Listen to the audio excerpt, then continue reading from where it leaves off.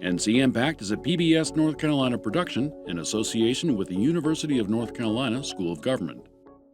Funding for ncIMPACT is made possible by changing the course of people's lives. That's the impact UNC Health and the UNC School of Medicine work to deliver every day. Our 40,000 team members across the state of North Carolina are committed to caring for you, our patients and communities, as well as educating the next generation of healthcare professionals. Individually, we can do a little, but collectively, we can do a lot to create impact.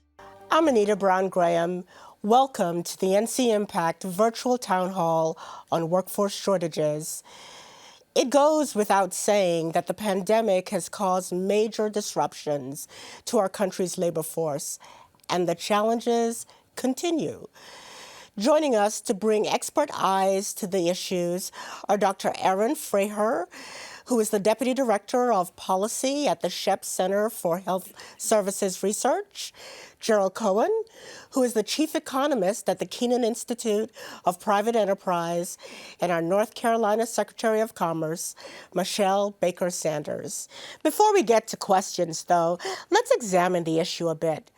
Worker shortages did increase over the course of the pandemic, but many industries were already facing a lack of workers before COVID-19. That's certainly the case for some professions critical to our well-being, and data show things may well get worse. ncIMPACT's Evan Howell reports. You probably have a lot of advantages, though, because you see a lot. Erica South says the physical and emotional impact COVID had on her and her colleagues in the emergency department grew over time. And by the time the pandemic had eased, some took that opportunity to leave. When we talk about burnout in the emergency department and that sense of overwhelming, I think a lot of it came because there were multiple waves of the pandemic, and we didn't know what the future was going to bring. The lingering effects of the pandemic and nurse shortage have cast a broad shadow over operations here at UNC Rex Hospital, and daily improvisation is now part of the job. There are times where we have 30 plus patients in the lobby, and I have to use all my resources to stabilize a critical patient. So I have to maybe close some beds in the back in order to keep those patients in the lobby safe, as well as the patients that are more critical. A nurse shortage was predicted even before the pandemic. With other industries such as manufacturing, education, and IT suffering similar issues, leaders across the board are forced to come up with creative solutions to meet the challenge. To meet some of that challenge, UNC Health is collaborating with the UNC School of Nursing to both help new nurses coming in and retain the experienced staff, giving new opportunities that hadn't existed before. One of the key critical things is going to be to ensure that we continue to have a pipeline of nurses.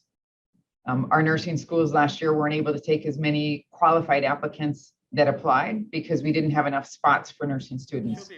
UNC Health also offers signing bonuses and flexible work schedules to recruit nurses. But healthcare leaders admit more will need to be done to reverse the shortage. Now, as we're ending the most recent surge, we're still dealing with some staffing issues.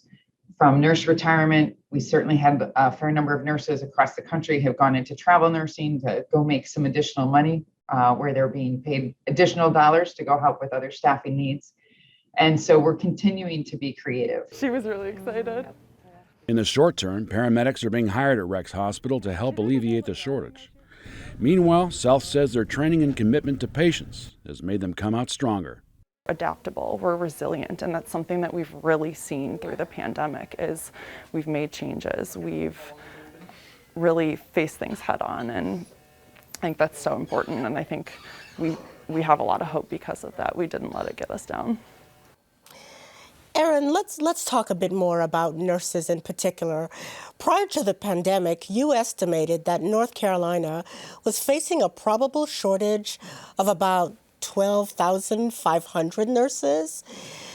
But with the pandemic stretching many nurses to their limit, what do you believe that estimated shortage looks like today? Yes, thank you for the question. It's really important. As we just heard, even before the pandemic, we were looking at shortages. And with burnout and with nurses exiting the workforce to become travelers, we actually projected that shortage increases to 21,000 nurses. And then if we add on the fact that we're going to be competing with other states for nurses, that exacerbates the shortage. So one of the things we discovered in our modeling efforts was more than half of our new nurses every year who come into the state are from out of state. And so if we're in competition, it's going to exacerbate and make those shortages even worse. So let me stick with you for a moment. What kind of impact would a shortage like what you have described have on our healthcare system overall? Tremendous, tremendous impacts. I mean, if you remember early in the pandemic, we were talking about ventilators and we were talking about ICU beds, and we all kept saying, but what about the staff that are needed to be with those beds and be with those patients? And so in a critical nursing shortage, you look at beds that can't be staffed, patients, as we just heard, that can't be seen. We have longer wait times for care, and those patients who need care immediately we'll have higher mortality rates. And so we also, that's on the patient side, the risk of dying is higher, the risk of becoming sicker is greater. But for the nurses themselves, there's also huge impacts, as we just heard. I mean, what about the moral distress of not being able to care for patients the way you want to be able to care for patients?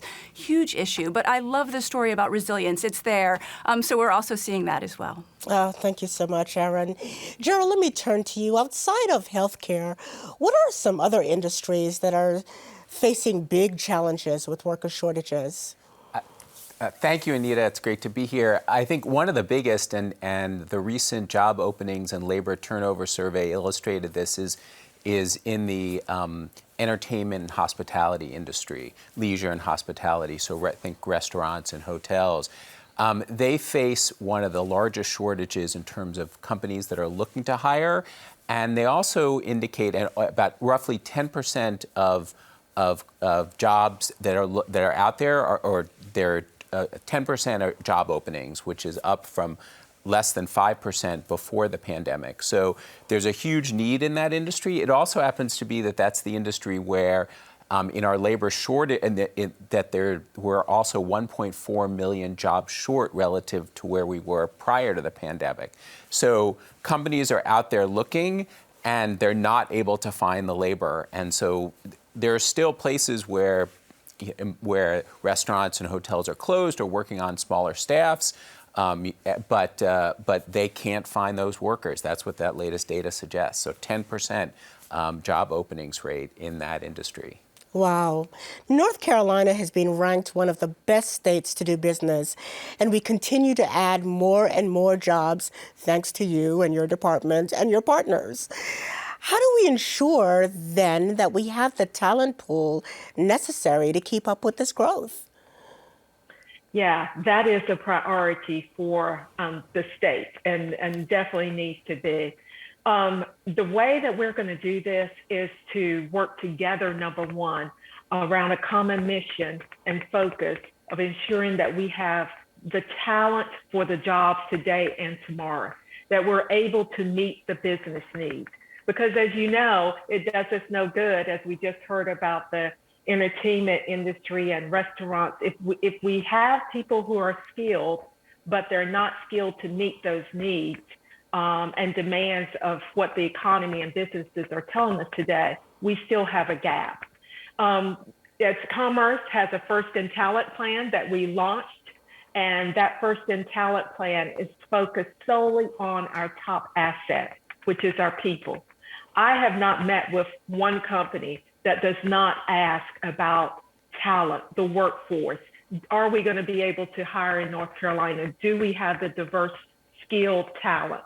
Fortunately, we have a university and community college system that we continue to need to invest more in to produce the talent. We also have organizations across the state, Anita, that are focused on helping us with this challenge that we have and frankly, problem that we have before, such as My Future NC, where the mission is to have 2 million, I believe it is, post-secondary and highly qualified credentials by 2030. The Chamber is working with companies to ensure that we are focused on the needs of industry.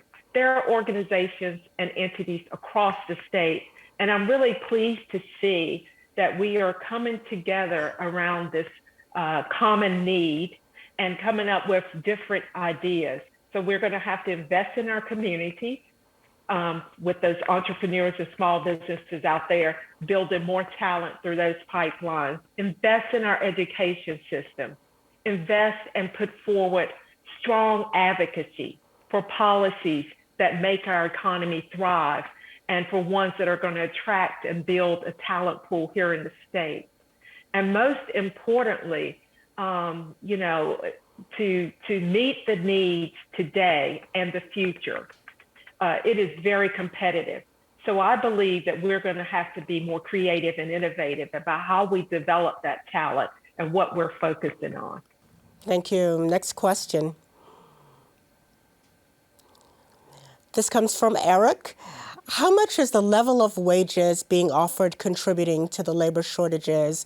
Gerald, I think as chief economist, we ought to give this one to you. So that's a good question. I think what you're seeing is people are saying to themselves, well, if I'm going to work, I want to be compensated. And you've had this, and again, it very much depends on your skill ladder. So you've had people who have lower skills, their wages have not kept up with inflation for 40, almost 40 years.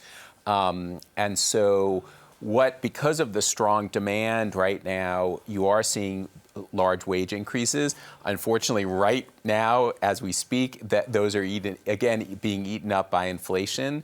But I think in a market where there's just very limited supply and increased demand, you're likely, this is a good time to be negotiating and with companies. And so I think that's a point where you think that we're at a period where wages are likely to rise. And I think at points rise more than inflation. So that's something that has definitely been keeping people out of the labor force. And you're starting to see people re-enter the labor force, I think, because of that, because they're seeing decent wage gains. And I think to previous points about skills, I think one of the things that you can do is increase training and look for training in areas where there is growth in demand in healthcare professions, where you have the ability to train up and get those skills and then move it, and then you get compensated for that. So I think that's somewhere, and at the Keenan Institute we're actually developing some indicators that are going to look at where skills gaps exist, where there's strong demand for certain skills and weak supply for them. And on the other hand, work with companies and work with the government to say, here are places where if you developed those skills, you could really get some substantial growth. And so by kind of doing economic development. So I think all of those things will combine to create potentially significant wage gains if you can move into those areas where there's strong demand. Love it. So Aaron, Gerald, Michelle, thank you, thank you, thank you. Please know how much we appreciate the great work you all are doing, and thank you for sharing your time and your insights on this important topic. To our audience, we're going to take a quick break to allow for our second panel to join us. Don't go away. We'll be back in a few minutes to talk about solutions.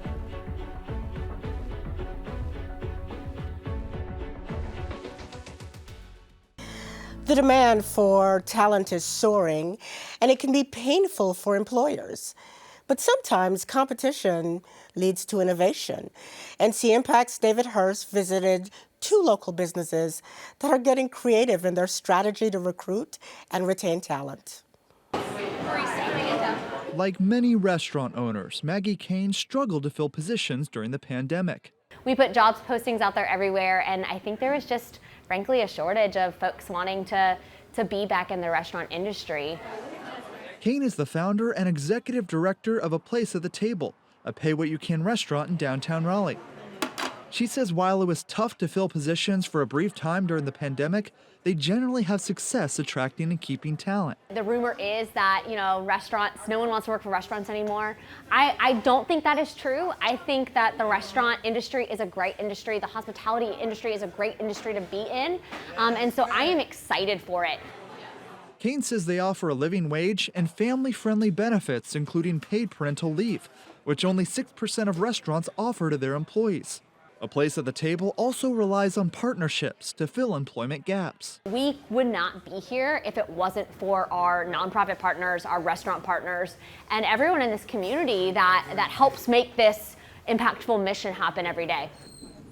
In the corporate world, where competition over talent can be fierce, offering creative benefits can be key in attracting workers. Thinking about the workforce holistically, understanding that there are different needs across your workforce depending upon the stage of life that they're in. So we have an elder care benefit that allows individuals to get that kind of support. So we try to be as creative as we can and really listen to what the workforce is telling us is really needed. Leaders at Blue Cross North Carolina say the pandemic has shaped what prospective and current employees want. They're looking for flexibility. They're looking for inspiration from their leaders. They want to be able to bring their authentic selves to work. And I think as we talk about this, the pandemic has heightened that awareness among the workforce and the potential workforce. At the end of the day, for small and big businesses alike, it's all about giving employees a voice. When you show up every day and you feel loved and cared for, and that we hear you and we want to be the best employer we can for you. So tell us how to do that. A lot to think about there. We have another wonderful group of experts joining us to share reactions and more solutions. Welcome to Gary Salamito. Gary's the president and CEO of the NC Chamber. Daniel Frazier. Daniel is president and CEO of the Charlotte Works. And Lisa Finaldi with Family Forward NC. Thank you all for being with us. For those of you watching on Facebook Live, again, our guests want to hear from you. So please comment in the chat with any questions or suggestions. Lisa, I want to start with you because your work is so well aligned with what we just heard in that first story. You work with businesses like the ones we saw in that piece and help them to think about what kinds of family-friendly practices their employers need. Talk to us first about what you see as some of the biggest challenges that employers are facing right now as it relates to attracting talent. Sure. Thanks, Anita. I think we have to step back and look at who our workforce is today. And we see that the millennials and Generation X are 68% of our workforce. And they are looking for a more worker and family-friendly employer. And that's where they're going to go work. So that's a really important part of how employers are challenged because they're not looking at the significance of that part of our workforce. So let me stick with you for a moment here. Sure. About 67% of North Carolina employers have or are considering increasing family-friendly benefits. So they're thinking about it. What evidence would you share about the impact of these benefits on recruiting and retaining talented employees? It's not an inexpensive proposition, so what's the ROI?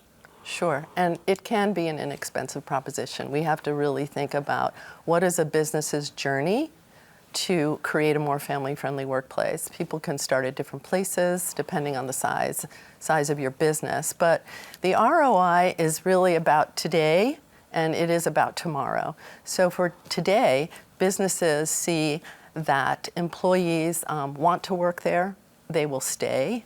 The productivity increases. Also, employees are more present. They like their job, they want to be there. And also, especially for working parents, there's a reduction in absenteeism. But then now let's look for a minute at our working parents and what they need. When they have access to some of these benefits, they are going to, remain in the workforce. And some of them are making difficult choices about staying home when they really can't afford to stay home.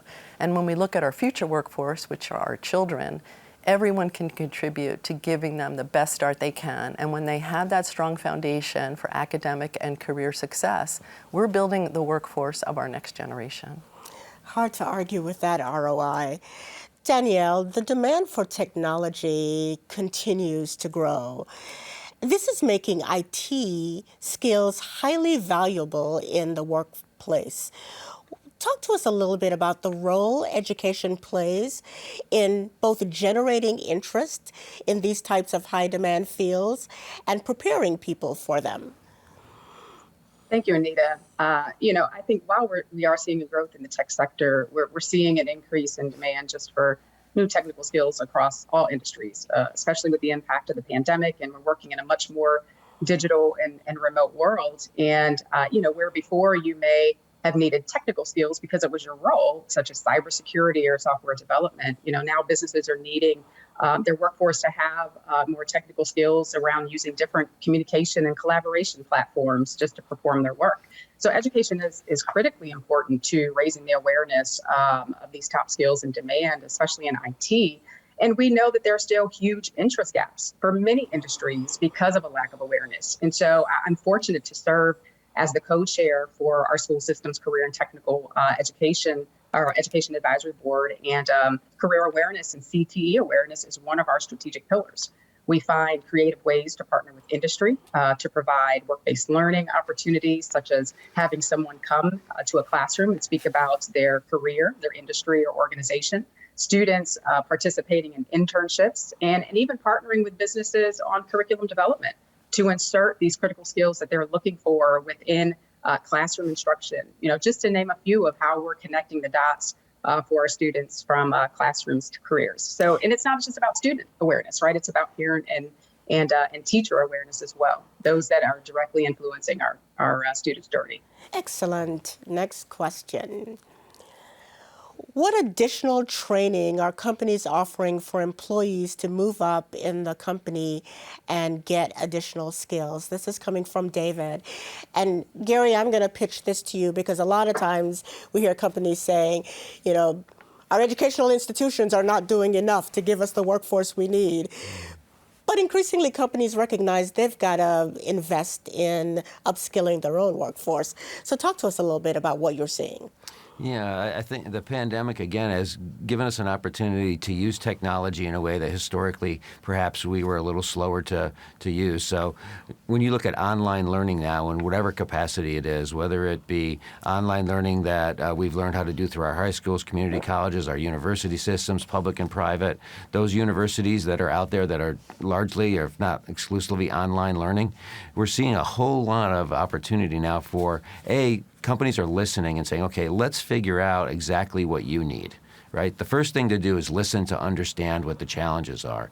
So companies are listening and employees are communicating more openly, and then developing unique opportunities through whatever systems make sense, whether that makes going to a community college, something that works for the employee, or if it's an online version of that. We're going to see all different types of ways companies are going to innovate based upon the needs of the employee and based upon how that employee can or wants to receive the additional training and education that they need. So it's a great opportunity. Technology has shown us that we can Zoom and continue to do things, and that's a really important asset to have now. The challenge is going to be that balance between in-person learning and remote learning, and how do we make sure that we maximize that and make sure that we're getting the best out of both, not just one or the other. So I have time for one last audience question. How does NC Works help individuals get the credentials they need to fill jobs and help businesses upskill existing employees? This is coming from Tammy. And Danielle, it feels like it's tailor-made for you. I feel like it. Thank you, Tammy, for that question. So NC Works, as many of y'all know, it's our career center system across our state. We've got about 80 career centers across the state that help adult workers 18 and older from all spectrums of their career, those that are just entering the workforce to your 20, 30-year banker that may have unfortunately been laid off. And so we assess our job seekers coming through the door to understand their experience, to understand their background and where their interests are. And we help to triage that and to understand, what credentials, what skills are needed. And we partner with our community college system and other partners in the community to help to steer them in that direction where they can get that credential. We also provide what we call employee training grants to businesses to help try to upskill individuals coming into their places of employment through on-the-job training grants that we subsidize some wages for them for a certain period of time, so that they can help kind of unload that liability and that weight of that financial liability with individuals coming into their work and getting them up to speed with training. And then we provide training grants to upskill their workers that are already within their workforce, to help them advance within the organization and continue to grow their skills that they need to continue with employment. Wonderful. Lisa, Danielle, Gary, I can't thank you enough for joining us and for the great work each of you are doing in this state to support people getting connected to work. And of course, I want to thank the leaders who were featured in the episode stories for always generously, allowing us to share their inspirational work together. And then finally, we never end without thanking you, our amazing audience, for watching and engaging. You know solutions are out there if we work together. I'm Anita Brown Graham. This is ncIMPACT.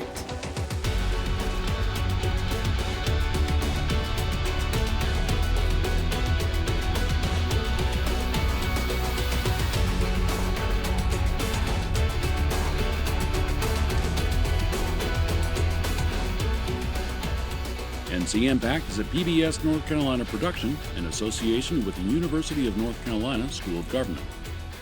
Funding for ncIMPACT is made possible by changing the course of people's lives. That's the impact UNC Health and the UNC School of Medicine work to deliver every day. Our 40,000 team members across the state of North Carolina are committed to caring for you, our patients and communities, as well as educating the next generation of healthcare professionals. Individually, we can do a little, but collectively, we can do a lot to create impact.